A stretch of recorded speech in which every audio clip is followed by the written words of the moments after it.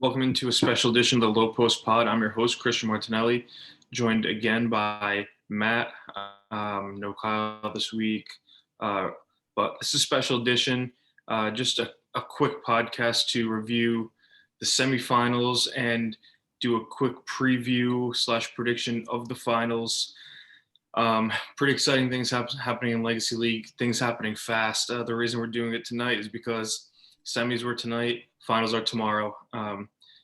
Kind of crazy, but it's what COVID did. It smushed the season together. So let's get right into it. So first game was a game that we talked about on the pod last week that we thought it was going to be very close. Good U versus Lob City. We had Lob City favored by a few points, and Lob City just kind of had a hot first quarter, and they didn't keep their foot off the pedal really. They were able to hold Good U off all game. They were able to win this game 63-50. First quarter, they go up 20-8.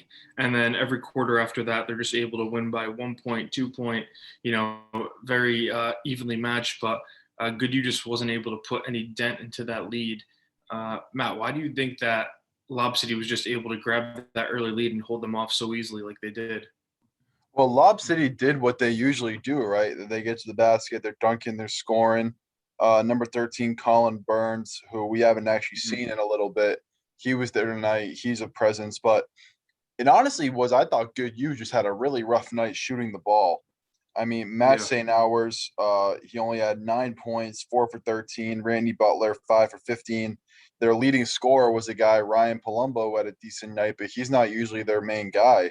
A lot of their players just, couldn't really hit. Brendan Degnan, he only had 8. The offense just wasn't really flowing. They had some sloppy turnovers, and then Lob City, that was the most energy I've seen from them all year. I mean, they had all their guys there tonight, and they showed up in a big game when it mattered. They just completely read Good U's offense. I mean, Good U had spurts, and like you said, the first quarter tells the story, 20-8 lead, and it was hard to get it back. The rest of the way, it was pretty evenly matched, but you can't make up for a quarter that bad. It was just dominant performance from Lob City. Jose Mercado, good with 19, and Greg Holt, what I thought was a standout for me. His guard play was fantastic with 17. But yeah, I thought Good U would win. I wasn't on the pod last week, but I thought Good U was going to win this game. But all credit to Lob City because they look phenomenal. Yeah, Lob City did look great. I showed up about in the second quarter, after the first quarter I showed up. So I didn't get to see that early run, but the game I saw was pretty closely contested. But what I realized was Lob City's defensive intensity was on another level. It was making Good U's lives extremely difficult. Like you said, a terrible shooting night for them, shooting 36% overall, 17% from three.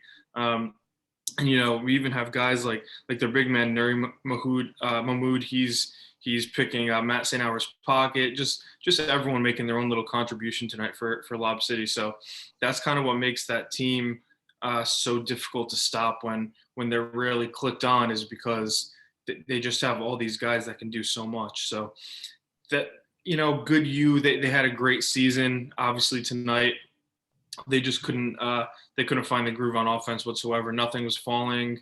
They made things look a little bit more difficult than like Lob City. You just felt like they could get a basket whenever they needed to get a basket.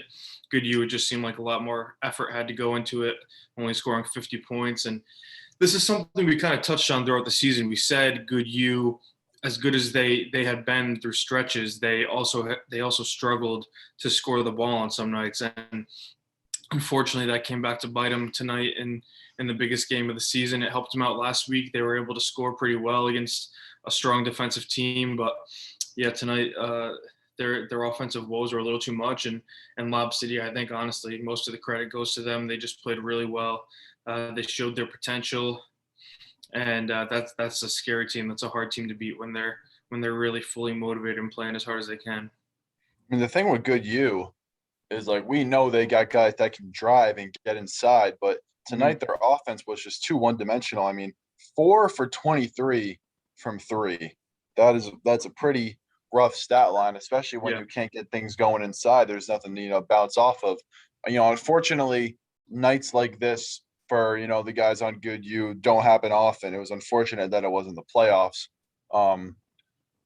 But take no credit away from Lob City. I think they deserve this win tonight. Yeah, they fully deserved it. They earned it. They're a team that I think most of us thought from the beginning of the year there was a good chance we were going to see them in the championship. They're there. They deserve it, and they have a very good chance to win it. So we're going to get into their championship matchup first, but we're going to talk about the other semifinal and who they will be playing in that game. This is a game that, barring the circumstances, it makes sense why it was close. But this is a game that no one thought was going to be close. No John Kutu for Duje's boys. Vincent Volpe, no one thought he was coming, myself included. Shows up right at tip, for a little dramatic entrance. So Duje's boys were down there. Their two best players, it looked like, until the last second. Vincent Volpe shows up hungover and $500 less rich after a tough night at the casino.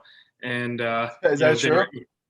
It is true, and they were just able to gut out the 46-43 win. Dismal offensive performances on both sides, strong defensive performance on both sides. It depends how you look at it here, but the shooting was pretty horrendous overall. But Duje's boys, they were the better team all year.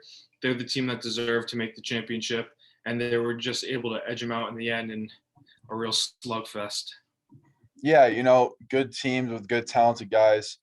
That's a tough win. Win those close ones. Obviously, you're down your best player, arguably the league MVP. Probably going to be a first team, all-star. So they really had to grind this one out. Volpe, I thought he started kind of slow. I thought the offense was getting carried by Tartaglia and Yarsi a bit. But, Volpe, he's a good player. He's going to get you that 14, 15. He got 14 tonight. One thing I got to say about Duje's boys, Shane Patrick, he hit those two early threes. I was excited, thought it was an offensive game for him, and then he didn't make another one, but he took no shot inside the arc. You're a big guy. Like, get under the basket, get on the post. I think he can do well down there. He took 12 threes. And then for the Orcas, again, I thought it was a good fight from them. They played hard. Dexter Liu had a good game. Gio Diaz, Kendall Gillens was out there facilitating. The Winchell brothers were out there. They were controlling the glass. 14 rebounds from Jeff Winchell. But that's really all there was to it. Again, the Duje's boys just the better team. So in a close game like that, you always got to favor them. It did get a little scary with the free throws at the end, but Duje's boys go into the final tomorrow, still without Q2, I believe. So barely scraping past the Orcas. It could be a really good matchup tomorrow. Yeah, it's and I do have some breaking news, and this is gonna be a little unfortunate for Duje's boys' championship hopes, but no John Kutu tomorrow, and no Vincent Volpe tomorrow confirmed. No. Yeah, it's bad. So wait, why? Volpe is going away on vacation today. He's going on another vacation, so just came back from, being hungover at the casino. Now he's going away on another vacation tonight or tomorrow, and then unfortunately John Kutu is still going to be gone. So we're going to be looking at a Duje's boys team that's going to be in need of a miracle. But we'll get to that matchup in a minute. We'll finish talking about this matchup first, but. Volpe, this was kind of like his flu game, his Jordan flu game, because we all know Michael Jordan was really just hungover for that game in Utah. So that's kind of what happened tonight. He drops 14, and honestly, his biggest contribution was on the boards, 18 boards. He totally dominated, grabbed 16 defensive boards. So he was great in that aspect. He grabbed a few ticky-tack fouls here and there. But him and Zach Tartaglia, Brian Yarsi, they did the lion's share of the scoring here. Only 6 more points were scored. That was Shane Patrick's 2 threes. He went 2 for 12 from 3, but it's so funny with Shane. Sometimes his defense is the thing that really matters with him, and his energy and everything. So there was a tech in the game, and it wasn't on Shane Patrick. That's a hilarious thing. That is hilarious. You don't see that very often. Yeah, so he came real close to getting teched about 5 times, but he never fully crossed that line. So that was huge for them because it was it was a one possession game at the end. And I got to say one thing about the Orcas here. Dismal shooting, but amazing defensive team. Uh, they get a little bit screwed there. That that lane violation on Gio Diaz Oh my, yeah. was so Volpe misses the first free throw. They call a lane violation on Gio Diaz, a very inconsequential call. It didn't really, I don't know if there's really a need for it to be called, in my opinion, with, 50, I don't know, it was 40, 50 seconds left, whatever it was. Even less than that. They end up calling that lane violation. Yeah, Volpe ends up hitting 2 free throws, extends the lead to 4 instead of 2 or 3, whatever it would have been, and that kind of took the wind out of the Orcas' sails. I think that just made them have to chuck up a few bad shots there at the end, and it's unfortunate. That's all I can say. The Orcas put up a good fight. If they wanted to win this game, they should have played better offense. 1 for 19 from 3, terrible again from downtown. But that's just one thing I wanna say. I thought that was a bad call, and there were a lot of arguing back and forth with the refs all night for both sides. But if there was one gripe to be made, I guess that was it. But Orcas, great season from them. You gotta love them. They play tough. They come back next year or next session, whatever that is. They just gotta get themselves a shooter or two, because with Kendall Gillian's playing shutdown defense, and Dexter Liu and Jeff Winchell being a force getting to the basket, this team is very good. They're just a few sharpshooters away from being a championship level team, in my opinion. Hear me out. Let's get the best pieces from Ozone and add them to the Orcas, because Ozone is Dangerous. breaking up. They're not coming back. I So heard. let's get some of those guys over at Ozone to the Orcas. That could be a pretty solid team. That would be a really dangerous team, a team that brings a lot of energy, and a good mix of guys. So yeah, I know their Ball Don't Lie is making they made a scouting or recruiting video for Luke Hogan to come over to their team. It's actually hilarious. I'll have to send it to you. But Yeah, I want to see it. I want to see it. yeah, Ellis Einhorn, he just cracks me up with all the stuff he makes. But yeah, he made a recruiting video for Luke Hogan. So I know people are trying to scout out some of these Ozone boys. I think they'd be a good option for some of these teams to pick them up if they still want to be a part of the league. So that's an interesting point you make. So we'll see what happens there. But Orcas, very solid run, very solid team, and a few more pieces, and they could be competing for the championship next session, no doubt. 100%. So yeah. So you have anything else to say about this game, or are we good to move to the ship? I'm good. I'm good to move. I like the Orcas. They're a fun team to watch, and sometimes in their games they don't have as much talent, but they're always in it, and they're always fighting and scrapping. So it's a hard team to root against. So shout out to the Orcas. Good season. Yeah, very good. Duye's boys, not their best performance, but championship teams get it done when it matters, and that's what they did. So championship team now back in the championship, going for the undefeated season.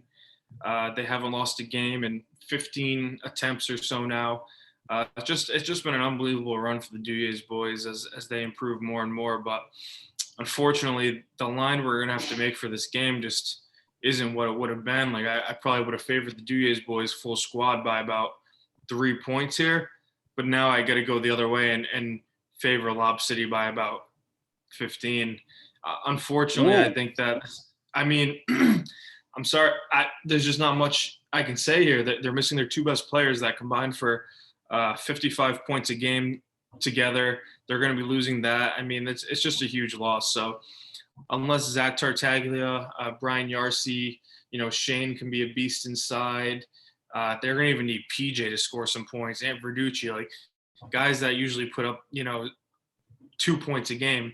They're going to need all those guys to show up and put on an unbelievable performance, because this is basically like Miracle on Ice, USA versus USSR, without 2 of the top 5 players in the league. So unless John Kutu and Vincent Volpe are just trying to play some games and they're going to randomly show up, yeah, unfortunately, I think this finals for what could have been an all-time great game, I think it's going to end up turning into, unfortunately, an easy win for Lob City in the end here.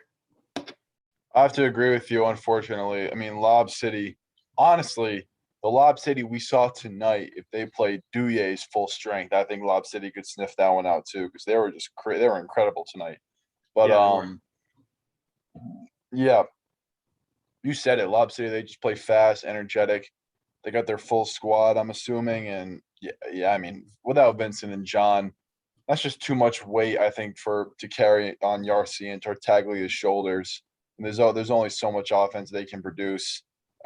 So I think it's got to go Lob City.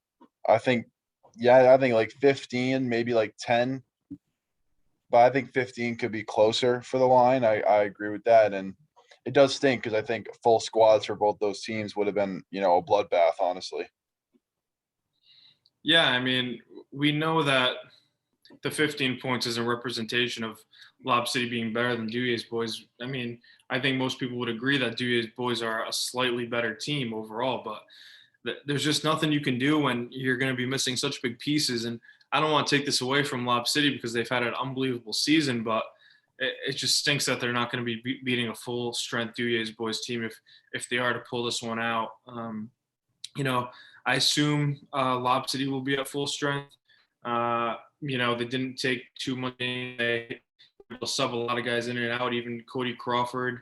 I'm not sure if he's banged up or whatever, but he didn't even play tonight. So they should be pretty well rested overall. So I'm thinking this is going to be a pretty easy game for them. I think they're going to start out. It's going to be similar to what happened tonight, in my opinion.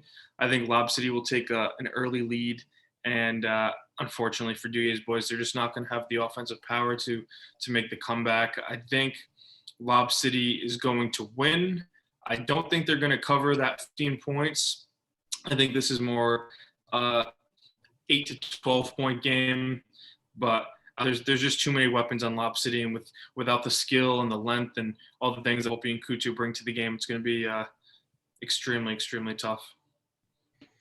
I have to agree. And honestly, going into the playoffs, I think that Lob City was my third team I thought would win. I thought even Good U would have had a better chance at a win, but Good U just didn't show up, tonight. It was all Lob City. So credit to them. Again, you never know what could happen, but it does seem like Lob City have a really good chance at taking this home. Yeah, so we'll finish up here in a minute, but I'm just wondering from your perspective, what can Duje's boys actually do here to win this game? Because it just doesn't seem like a realistic thing that can happen without their two best players. So is there something they can do, someone they can take away to help them win this game, or is it just basically just hope and pray? I think there's a couple things. I think one, win or die by the three. Like make Lob City beat you by the 3-point line. If you let them get inside, 100%. if you let them run in transition, they're going to dominate. They're going to throw dunks, throw oops. They got like 5 or 6 guys that will throw oops and catch them and just create a whole bunch of damage. And the momentum gets on their side. People are going to get mad. Shane Patrick's going to get attacked. Like, you know how it is. If Lob City is forced to shoot threes, if they make them, then, kudos, they brought their whole game. But if they're missing, and then Duje's get out in transition because they got some kids that can run, then I don't know. Again, it's really hard to say anything when Duje is going to be missing their two best players because, like, so much of their game plan goes straight out the window. But I would say you got to keep them outside, which is tough to do. They got, like, those guys are big boys. Like, they're big, they're strong. Like, they're going to force their way inside. And I would say just got to minimize the turnovers because, again, Lob City likes to run, get in transition. And when you're low on your best players, you got to do all the little things right. So no ticky-tacky fouls, no turnovers, pick up your man, get boards, follow your shots, just all the things like that. The little things they got to do right. And it's a daunting task, though. Yeah, I think that's an excellent point you bring up because if you let Vic Cashew, you let Jose Mercado, some of these other guys, Cody Burns, all these guys, if you let them get to the rim, you're screwed, 100% screwed. They're just too big. They're too strong, especially with, Volpe and Kutu, who are, both over 6 feet tall. You really have minimal rim protection. Nate Kirschenbaum has done a really good job this year, but he doesn't have the athleticism to keep up with some of the big guys on Lob City, in my opinion. So it's going to be really tough. I think, yeah, you got to play off. You got to just let them live or die by the three, like exactly like you said. And then on the offensive end, I think they just have to be extremely aggressive, going to the hole, try and get Lob City in foul trouble. Um, Shane Patrick, he brought up a great point today. 2 for 12 from three, didn't take a shot inside the arc. He's the biggest guy on the court. He needs to get inside. He needs to rough up Jose or Cody or whoever's guarding him. He needs to be extremely aggressive inside, and I think he needs to be a monster on the offensive boards. And because this is the way Duje's boys is going to win. If they want to win this championship, they're going to have to do some unconventional things, unfortunately. So, yeah, pretty much that's where I stand. And if I ask you, what Lob City has to do to, make this win as easy as they can for themselves, because we know they're the heavy favorites. We know that they're supposed to win this game now. So what can they do to just make this a pretty easy win without having to stress too much? Focus all your attention on Tartaglia and Yarsi. If Shane Patrick makes 10 threes and wins the Duje championship, well, hats off, congratulations. They deserve it. But shut down two guys. The two guys there that can consistently score. I don't think it'll be a problem with the numbers they have and as many good players as they have. Just get in their face, ball denial, double team, just those are the guys that they're going to be going to. So I would just say shut them down. Yeah, I think that's 100% true. There's two guys that are going to be the primary scorers. You haven't been able to rely on many other guys to score all year. So it's tough, man. Where you're losing 55 points of scoring, like, man, it really makes Lob City's life so much easier than it could have been. So too bad that we're going to, we would have been missing out on probably an all-time matchup. Just two of the best teams this league has ever seen. But, however this goes, I'm sure it's going to end up being a solid game when everyone comes to play. The Duje's boys are champions deep down. So I think they'll make this game as tough as humanly possible. I hate picking against them because, I've picked them all year. I picked them 2 years ago. So it's unfortunate, but, I just hope that the game's going to be good. And yeah, that all Duje's boys can do is really just let Lob City live and die by the three, because if you start letting Jose get ahead of steam to the rim, just, you're going to be on the top 5 place. So you're going to be on the top 5 plays. You're going to be going home without a trophy. So, that's about the story there, in my opinion. Anything else to say on this game? Oh, actually, what was I going to ask you? You have a score prediction? I want to do. May as well just do a score prediction.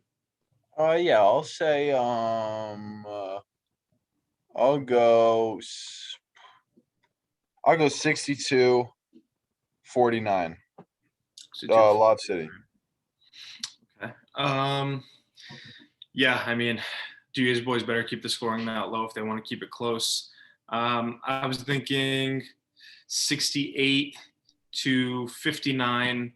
Duje's boys cover on the line that we gave, but unfortunately, it's just not going to be their game to win. I think we all feel pretty confident about that, unless something miraculous happens. John Kutu, Vincent Volpe swoop in with their capes on, but they come flying out of skydiving in to the. That would be all-time legendary. That'd be like the best moment in men's league history if that happens. But I don't think it's going to. So, Lob City, if they win it, congratulations, Duje's. If they win it, I mean, go play the lottery. That would be an unbelievable thing. So, I'm just rooting for a good game. Matt, thanks for doing this with me this year. I really appreciate it. Thanks for everyone that listened this year. Tons of fun. Had a great time. And we appreciate all the nice comments and even the mean ones. No, we didn't really get any. So we appreciate them all. Yeah. So yeah, thanks everyone for listening in to the Low Post Pod, and take care. Good luck in the finals, everyone.